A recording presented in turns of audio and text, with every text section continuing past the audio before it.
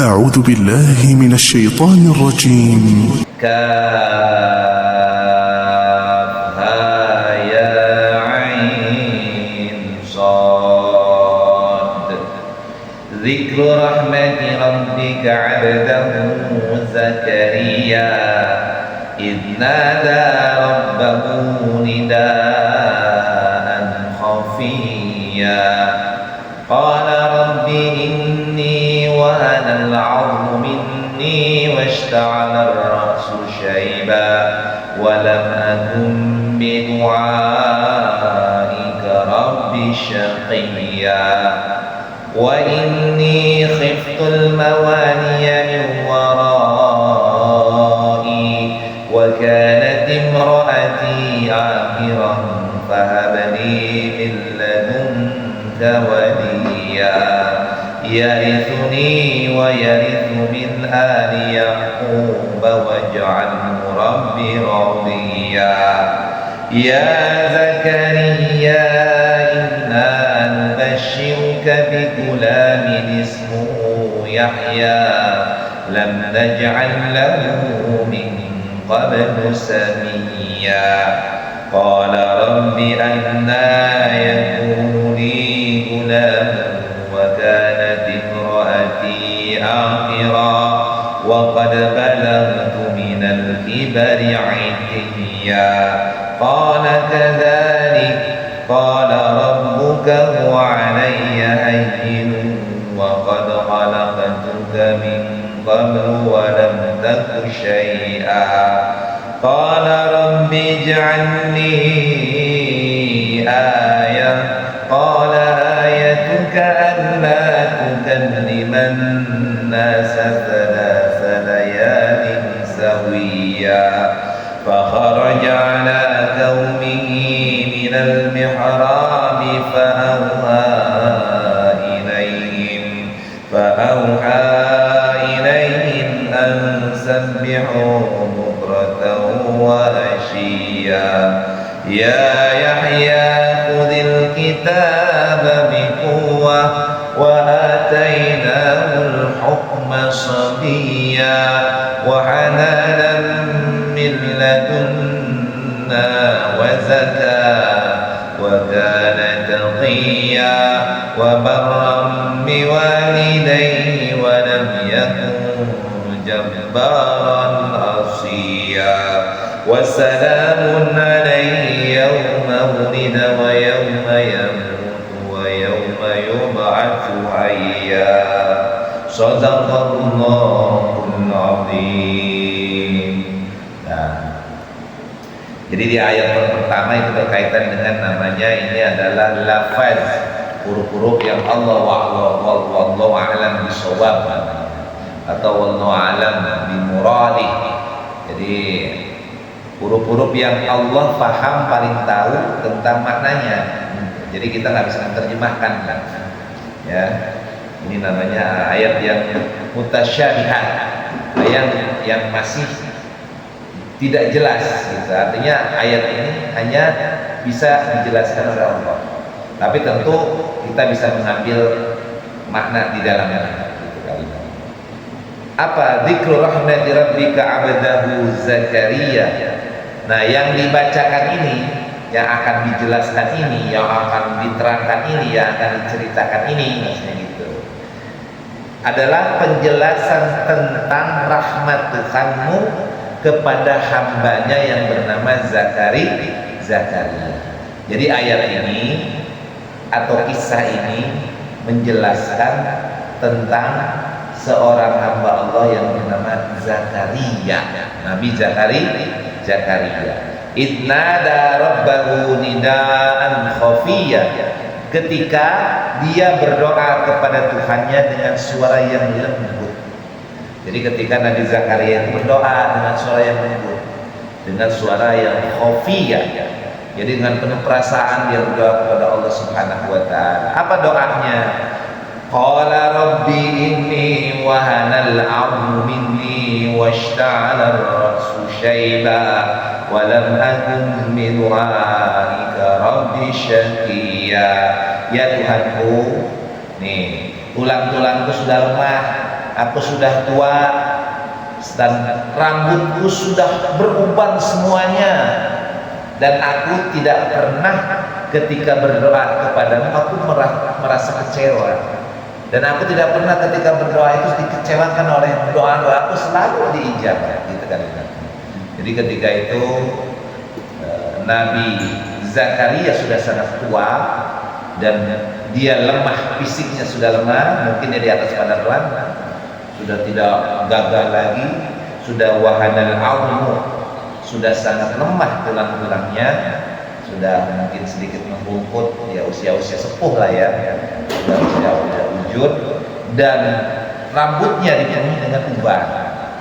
Dan kata Nabi Zakaria, dia ketika berdoa itu tidak pernah dikecewakan oleh Allah, jadi selalu diijabah oleh Allah Subhanahu wa taala.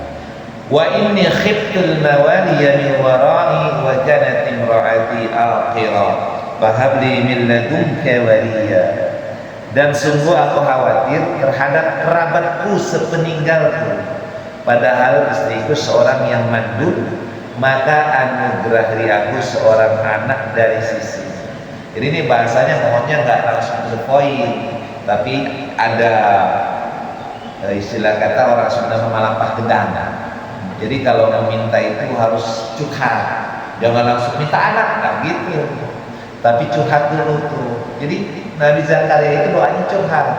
Makanya kalau kita doa itu sama Allah ketika sholat sunnah, sholat misalnya sholat qiyamul lail, sholat tahajud, doanya langsung jangan tempolin, tapi doanya harus seperti doa Zakaria, Nabi Zakaria.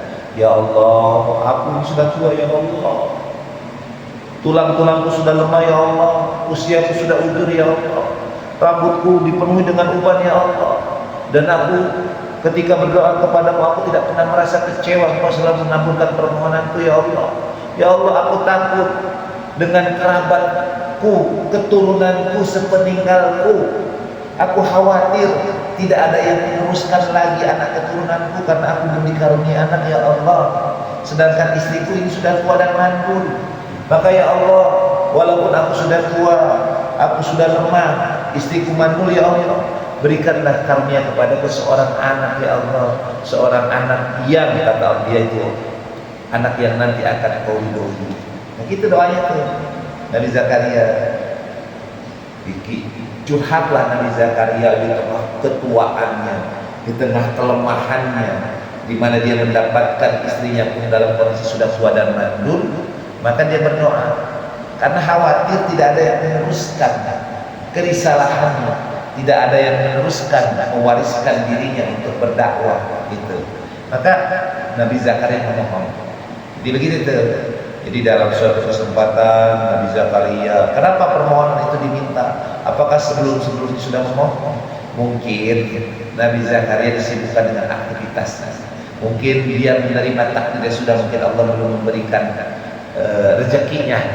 Tapi ada saat manakalanya dia di tengah keputusasaan, kok belum juga dikaruniai anak.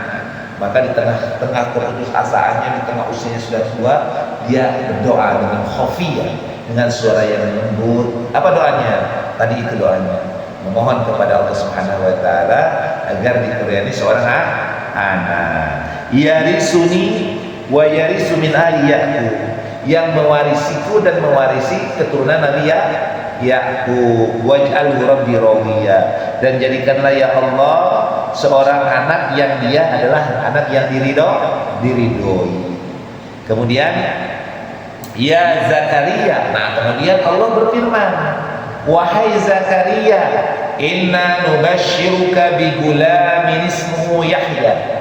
Ya Zakaria, sesungguhnya aku akan memberikan kabar gembira kepadamu dengan akan lahir seorang anak yang namanya Yahya. Tuh. Jadi Allah Subhanahu wa taala memberikan kabar gembira lahir anak dan dikasih nama langsung. Namanya langsung dari Allah. Gitu, sama seperti Isa bin Maryam, itu namanya dari Allah. Namanya sama seperti Nabi Muhammad, itu namanya langsung dari Allah. Jadi nama yang langsung dari Allah itu nama Nabi Muhammad, nama Isa bin Maryam, nama Nabi Yahya, itu langsung Allah yang ngasih nama. Makanya di sini inna nubasyiruka bi gulamin ismuhu Yahya. Sesungguhnya kami memberikan kabar gembira kepadamu dengan akan lahirnya seorang anak ya yang diberi nama yang namanya Yahya. Lam naj'al lahu min qablu samia, yang belum pernah nama itu terkenal atau terdengar sebelumnya. Jadi tidak ada orang yang diberikan nama Yahya. Makanya kalimat lam naj'al lahu min qablu samia, yang kami belum pernah memberikan nama seperti itu sebelumnya. Jadi Allah tidak pernah memberikan nama nabi-nabi kecuali nama Yahya itu Allah sebutkan begitu. Kemudian qala rabbi anna yakunu li gulamun wa qanatil imraati akhirah wa qad balagtu minal kibari atiyya. Ya Tuhanku, bagaimana aku memiliki anak sedangkan istriku adalah mandul dan aku sudah sangat tua, sudah sangat mencapai usia sangat tua gitu. Jadi Nabi Zakaria tak percaya juga. Ya Allah, bagaimana saya punya anak? Istri saya itu mandul, saya sudah sangat tua. Ini bagaimana kemungkinan saya punya anak gitu. Jadi masih tak percaya tuh dengan apa yang disampaikan oleh Allah Subhanahu wa taala. Qala kadzalik, maka Allah berkata demikianlah. Itulah yang akan terjadi. Qala rabbuka huwa alayya hayyin. Kata Allah Subhanahu wa taala, hal tersebut bagiku adalah sangat-sangat mudah. Ya, bagi Allah sangat mudah. Wa qad khalaqtuka min qablu wa lam taku syai'an. Aku juga, bahkan aku bisa menciptakan kamu yang sebelumnya kamu bukan siapa-siapa. Jadi bagiku, kata Allah, mudah menjadikan hal itu, menjadikan seorang anak dari istri yang mandul, dari seorang yang sangat tua. Ya, itu bagiku mudah. Jangankan begitu, aku juga bisa menciptakan. Aku telah menciptakan sesuatu yang dulu tidak ada, kata Allah Subhanahu wa taala. Jadi engkau telah aku ciptakan sebelum itu, padahal pada waktu itu engkau belum berwujud sama sekali. Nah, ini kata Allah Subhanahu wa taala. Kemudian qala rabbi ij'al li ayatan. Maka kemudian Nabi Zakaria berkata, ya Allah, berikanlah tanda-tandanya kalau seandainya istri saya itu hamil. Allah, seandainya saya akan diberikan anak. Jadi anak itu tidak ujuk-ujuk ada ya, tidak tiba-tiba jauh ke anak ajaib lain. Tidak, ada proses kehamilan. Jadi hamil normal. Jadi istrinya itu, istri Nabi Zakaria hamil. Nah, Nabi Zakaria minta tanda. Ya Allah, berikanlah tanda-tanda kepadaku kalau seandainya apa yang engkau sabdakan ini adalah benar, bahwa aku akan memiliki putra. Maka kemudian qala ayatuka allati kaliman nas salasata layalin sawiyya. Tandanya adalah engkau tidak dapat bercakap-cakap dengan manusia selama 3 malam, padahal engkau dalam keadaan sehat, nggak bisa ngomong. Jadi selama 3 malam itu Nabi Zakaria nggak bisa ngomong. Ini tanda-tandanya selama 3 malam. Padahal sehat, nggak perlu penyakit, tapi ini nggak bisa ngomong. Nah, itu tanda-tanda. Artinya mungkin harus berpuasa gitu. Fa kharaja ala kaunihi minal mihrabi fa auha ilaihim an sabbihu bukratan wa asiyya. Maka kemudian Zakaria keluar dari mihrab menuju kaumnya, lalu dia memberi isyarat kepada mereka agar bertasbih kamu pada waktu pagi dan petang. Jadi gini, Nabi Zakaria nggak ngomong. Tanda tanya ketika sudah tanda itu datang, Nabi Zakaria kemudian keluar menuju kaumnya, menuju kerabatnya. Dia memberi isyarat agar bertasbih pada siang, pada pagi dan petang hari. Jadi kalau orang tak punya anak, mungkin bisa dipakai rumus Nabi Zakaria. Doa, puasa, banyakin tasbih di pagi dan sore hari. Nah, itu rumus. Kemudian ceritanya Yahya sudah lahir. Jadi sudah lahirlah Nabi Yahya. Maka kemudian Allah Subhanahu memerintahkan kepada Nabi Yahya ketika sudah dewasa, ya Yahya, wahai Yahya, khudil kitaba biquwah, peganglah kitab ini dengan kuat. Ya, kitab Taurat maksudnya. Karena ini Nabi Zakaria dan Yahya ini adalah setelah Nabi Musa alaihissalam. Jadi setelah Nabi Musa alaihissalam jauh kemudian Nabi Zakaria dan Yahya. Kata Allah Subhanahu wa taala, ya Yahya, peganglah kitab Taurat ini secara kuat. Wa atainahu hukman sabiyya, dan Allah memberikan kepada Nabi Yahya adalah hikmah selagi masih kecil, masih kanak-kanak. Jadi Allah Subhanahu wa taala memberikan pemahaman terhadap kita Taurat. Kalau kita hafiz Quran ya. Jadi Allah memberikan kelebihan hikmah kepada Nabi Yahya, dia bisa memahami kitab Taurat semenjak kanak-kanak. Seperti Imam Syafi'i, imam-imam yang lainnya pada usia 6 tahun sudah hafal Quran. Nah gitu. Jadi Allah memberikan kelebihan kepada Nabi Yahya, yaitu dengan memahami kitab Taurat semenjak kanak-kanak. Wa hananan bil ladunna wa zakat. Dan kami jadikan rasa kasih sayang kepada sesama, dan kami dan bersih dari dosa, dan dia pun seorang yang bertakwa. Jadi dicurahkan hanan, rasa kasih sayang di hatinya Yahya, sehingga dia sayang kepada sesama, dan dia adalah orang yang bertakwa kepada Allah Subhanahu wa taala, seorang yang memiliki kebersihan hati. Nah, itu Allah ceritakan. Jadi ingat, ternyata Allah yang berkehendak menjadikan seorang, makanya pada kalau lagi hamilan istri itu doanya, ya Allah jadikanlah seperti Nabi Yahya anak saya. Dia adalah seorang yang diberikan hikmah semenjak kecil, cerdas, bisa memahami dari semenjak kecil akan segala ilmu-ilmunya Allah, kemudian diberikan hati yang bersih, dan dia menjadi orang yang bertakwa.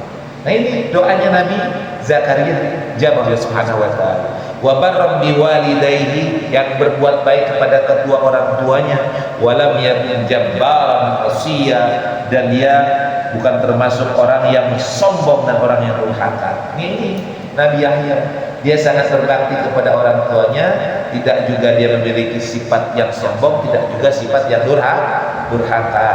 Wassalamun alaihi yauma wulida wa yauma yamutu wa yauma yub'atsu hayya. Dan keselamatan, kesejahteraan bagi dirinya, bagi Nabi Yahya pada hari lahirnya, pada hari wafatnya, dan pada hari dia dibangkitkan hidup kembali. Nah, ini kisah Nabi Zakaria dengan Nabi Yahya. Jadi gini, anak yang soleh itu lahir dari orang tua yang soleh. Orang tua yang soleh adalah orang tua yang mengajarkan kebaikan-kebaikan, mengajarkan ibadah-ibadah, dan semenjak dia di dalam kandungan sampai dia lahir. Maka kalau ingin menjadi anak kita anak yang soleh, maka dimulai dengan seperti yang dilakukan Nabi Zakaria. Jadi kesimpulannya, Nabi Zakaria berdoa kepada Allah, tidak pernah berputus asa di tengah-tengah ketuaannya. Jadi padahal jangan pernah berputus asa, jangan pernah berputus asa dari rahmatnya Allah. Apapun yang menimpa kita, tetap meminta kepada Allah dengan sungguh-sungguh, dengan khofiyah. Apapun permintaannya, seperti pada punya anak dalam kondisi maaf, anaknya kurang ajar lah, tidak begitu, bukan anak yang berbakti kepada orang tua, jangan putus asa. Sebagaimana Nabi Zakaria nggak putus asa, sudah tua, sudah renta, istrinya mandul, tapi nggak pernah menyerah untuk berdoa kepada Allah Subhanahu wa taala, sampai Allah kemudian mengabulkannya, memberikan anak yang soleh, anak yang diberikan hikmah, anak yang penuh dengan kebaktian kepada orang tuanya. Nah, padahal juga sama, jangan pernah berputus asa, minta terus kepada Allah Subhanahu wa taala. Dan juga jangan lupa puasa, karena Nabi Zakaria puasa 3 hari dia nggak bisa ngomong, artinya puasa. Nah gitu, jadi lakukan itu. Kemudian jangan lupa banyakin diri dan zikir, tasbih di pagi hari, di sore hari baca zikir kepada Allah. Maka insya Allah selipkan doa untuk anak. Ya Allah, ya Allah, ya Allah, saya ingin anak saya jadi anak yang soleh, ya Allah, ingin anak saya sukses semua, ya Allah. Selipkan doa itu, jangan pernah menyerah, walaupun misalnya kenyataannya anak masih begitu, terus doa, karena yang membolak-balikan hati itu adalah Allah Subhanahu wa taala. Ya, cukup ya pelajarannya. Shadaqallahul azim. Alhamdulillahirabbil alamin.